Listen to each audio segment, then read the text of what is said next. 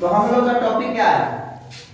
जलन। और ये जलन कहिए चाहे दहन कहिए, ठीक, यह एक क्या है?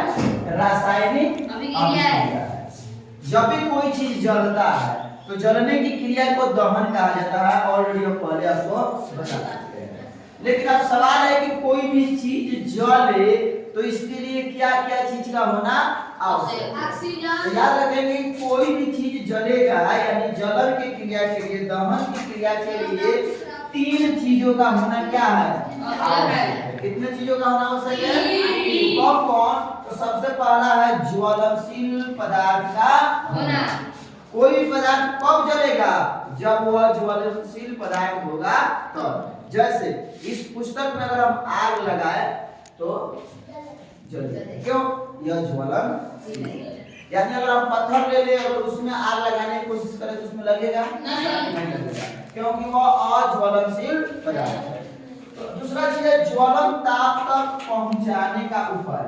मान लेते हैं हमारे पास एक डेस्क दिख रहा है, इसमें अगर हम आग पकड़ाए तो क्या लगेगा? नहीं लगेगा। लेकिन अगर इस पे हम मिट्टी तेल पटा दे, पेट्रोल पटा दे तो आग लगेगा? क्यों? क्योंकि ज्वलन ताप तक पहुंचाने का उपाय कौन था? वो पेट्रोल, वह किरासन तेल, जो इस टेबल को कहां पहुंचा दिया? ज्वलन ताप तक पहुंचा दिया। तो हम ज्वलन ताप तक पहुंचाने का उपाय होगा तभी हम किसी पदार्थ को जला सकते हैं। और जो तीसरी सबसे इंपॉर्टेंट जरूरी चीज है वो कौन सी है?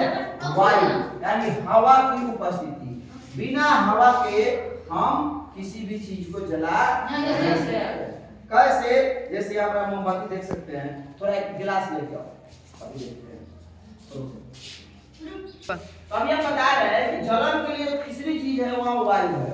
वायु का होना काफी कैसे? मोमबत्ती देख सकते हैं, ठीक, और ये हमारे पास एक गिलास है। और देखिए हम क्या है, बोलिए वो मोमबत्ती जल रहा होगा कि जल रहा है? मोमबत्ती गिर गया, जल रहा है। जल क्यों रहा है? इसके अंदर वायु जा रहा है। लेकिन अगर इसके अंदर वायु नहीं मिले तो यह मोमबत्ती क्या हो जाएगा? जलना बंद कर देगा। देखिए सहयोग बढ़िया है इस मोमबत्ती के लिए कि वायु जा रहा है। क्यों बुझ गया है? क्योंकि इसको ऑक्सीजन नहीं मिला। जब तक तब तक जलता रहा जब तक इसको वायु मिलता रहा। वायु मिलना बंद तो ये जलना क्या कर दिया? बंद कर दिया।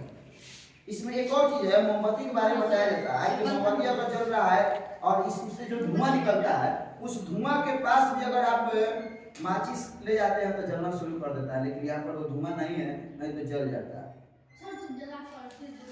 चलिए तो ये देखिए 3 चीज का होना क्या है? कौन कौन? ज्वलन ताप तक पहुंचाने का उपाय। अब आइए हम जानते हैं इस माचिस की कहानी कि माचिस इस रूप में हमारे पास आया कैसे। हम बता रहे थे कि सबसे पहले इसके लिए प्रयास किया गया था 1680 में। एक रॉबर्ट बॉयल नामक वैज्ञानिक थे। रॉबर्ट बॉयल नामक वैज्ञानिक थे। 2 पेज दीजिए मुझे।